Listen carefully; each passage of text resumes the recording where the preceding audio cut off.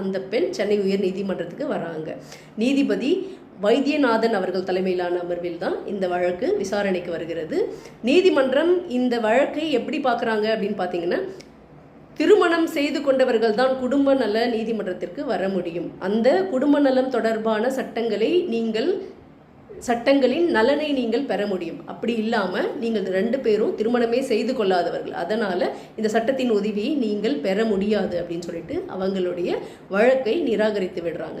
இதே போல தான் ஒவ்வொரு மாநிலத்திலும் லிவ் இன் ரிலேஷன்ஷிப் தொடர்பாக வரக்கூடிய வழக்குகளை விசாரிக்கின்ற நீதிமன்றம் அந்த வழக்குகளுக்கு ஏற்ப தீர்ப்பு சொல்லி இருக்கிறது. அதை பற்றியெல்லாம் பேசணுன்னா ரொம்ப பெரிய பதிவாகிவிடும்.